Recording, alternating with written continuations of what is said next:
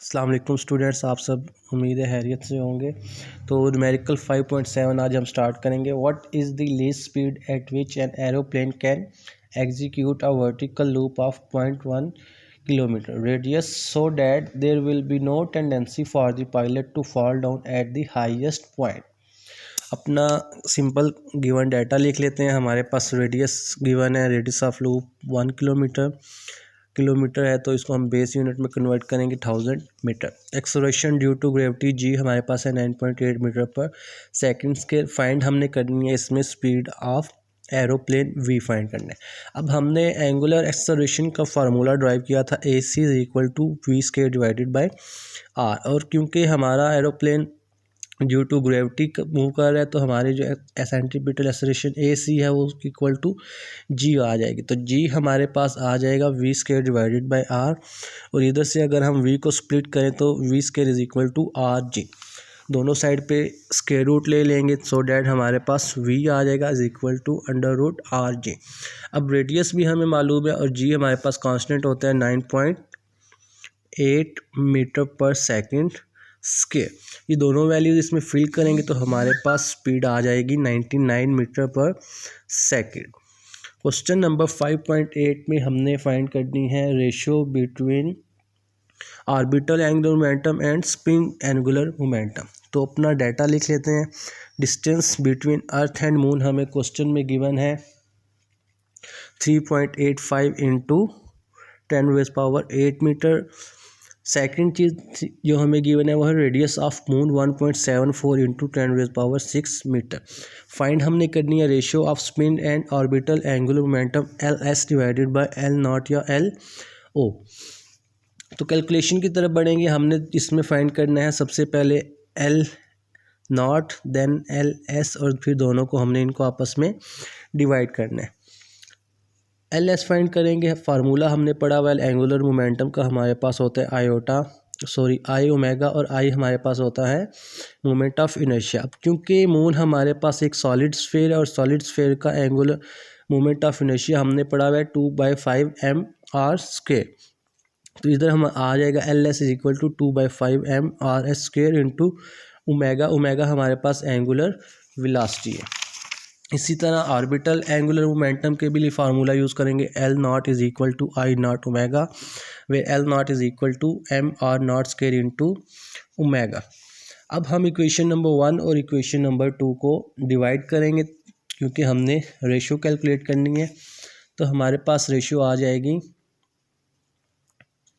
L S over L naught is equal to 2/5 mr² over M R naught square omega.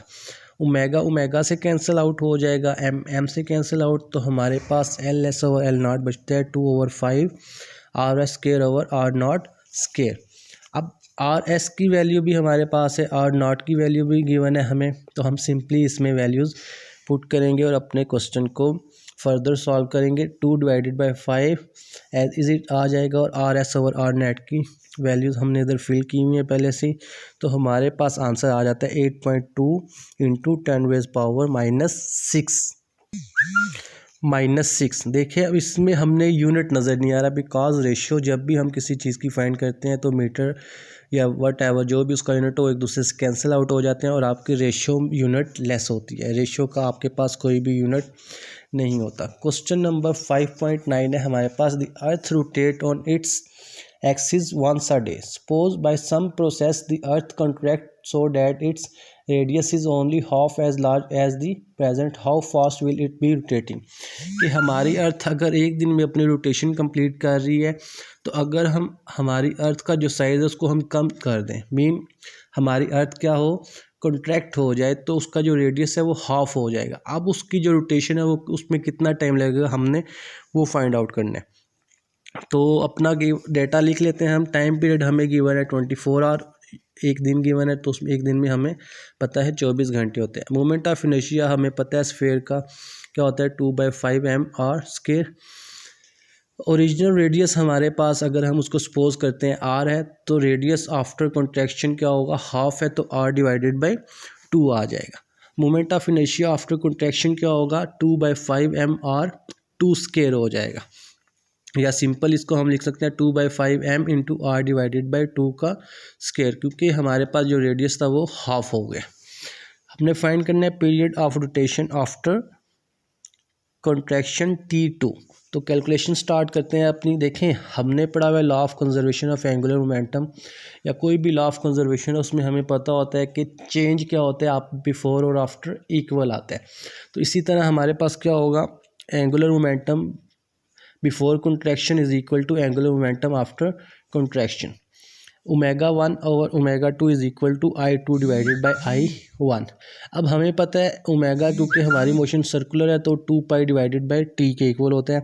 तो ω1 2π divided by T1 आ जाएगा और ω2 2π divided by T2 आ जाएगा। इन सब values को हम अपनी इक्वेशंस में फिल करेंगे। 2π divided by T1 divided by 2π over T2 is equal to 2/5m r/2 square over 2/5m r square. तो इसमें जो जो चीज़ें कैंसिल होती हैं उन्हें हम कैंसिल आउट कर देंगे। लाइक 2π कैंसिल हो जाएगा, 2/5 कैंसिल होता है, कैपिटल M कैंसिल होगा, R कैंसिल होगा। तो रिमेनिंग हमारे पास बचता है T2 over T1 is equal to 1 divided by 4, और इधर से हम T2 की वैल्यू निकालें तो T1 डिवाइडेड बाई 4 आ जाता है। अब हमने पहले बात की थी कि हमारा जो T2 था वो कितना था, या टाइम पीरियड था 24 hour. T2 is equal to 24 hour. तो अगर हम 24, T1 हमारे पास था 24 आवर, T2 हमारे पास आया T1 डिवाइडेड बाई 4, तो T2 हमारे पास आएगा 24 divided by 4 is equal to 6 our.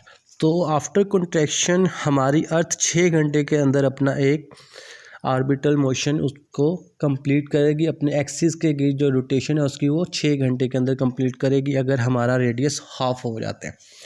इस चैप्टर का लास्ट न्यूमेरिकल है हमारे पास, what should be the orbiting speed to launch a satellite in a circular orbit 900 kilometre above the surface of the earth. कि हमने बताना है कि हमें वो मिनिमम कितनी स्पीड चाहिए कि हम अपने जो सैटेलाइट को हमने ज़मीन से अगर 900 किलोमीटर की हाइट पे पहुंचाना हो तो उसके लिए हमें कितनी स्पीड दरकार है। डाटा हमें गिवन है, मैस ऑफ अर्थ हमारे पास है 6 × 10⁻24 kg, रेडियस ऑफ अर्थ हमें पता है 6400 किलोमीटर होता है। हाइट हमें गिवन है 900 किलोमीटर, जिस हाइट पे हमने अपने सैटेलाइट्स को पहुंचाना है। तो फाइंड हमने करनी है इसमें ऑर्बिटल स्पीड कि किस स्पीड से हम अपने सैटेलाइट को लॉन्च करें, वही हमने इसमें फाइंड आउट करना है। हमने फार्मूला पढ़ा हुआ है, v is equal to √gm divided by r, where r is the distance from the centre of earth. और हमें पता है कि अगर हमारी ज़मीन का रेडियस कैपिटल R है और ज़मीन के रेडियस और ज़मीन से h हाइट पे हमने अपने सैटेलाइट को मूव करना है, तो स्मॉल r हमारा किसके इक्वल होगा, कैपिटल R प्लस h के। Capital R radius of earth 6400 metre है, h हमें क्वेश्चन में गिवन है 900 मीटर, तो दोनों को सम करेंगे 7300 किलोमीटर्स में आ रहा है। जबकि हमें पता है हमारा जो बेस यूनिट है वो किलोमीटर नहीं मीटर है, तो सिंपली हम इसको 1000 से मल्टीप्लाई करके अपना मीटर में कन्वर्ट कर देंगे। अब हमारे पास R की वैल्यू भी आ गई है, कैपिटल G की वैल्यू भी हमारे पास है, और मैस ऑफ अर्थ भी हमें पता है। तीनों वैल्यूज़ को हम फिल करेंगे।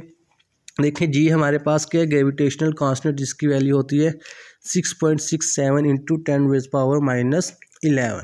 इन सब वैल्यूज़ को जब हम अपनी इक्वेशन नंबर 1 में फिल आउट करेंगे तो हमारे पास उसको सॉल्व करने के बाद आंसर आता है 7.4 किलोमीटर पर सेकंड। ये वो मिनिमम स्पीड है कि जिससे अगर हमने अपने सैटेलाइट को 900 मीटर हाइट पे पहुंचाना हो तो इस स्पीड से हम अपने सैटेलाइट को लॉन्च करेंगे। इसी के साथ हमारे चैप्टर 5 के जो न्यूमेरिकल्स हैं वो कंप्लीट हो गए हैं। नेक्स्ट हम चैप्टर 6 के न्यूमेरिकल्स देखेंगे और फिर फर्दर अपने ऐसे ही अपना ये सिलसिला जारी रखेंगे। शुक्रिया।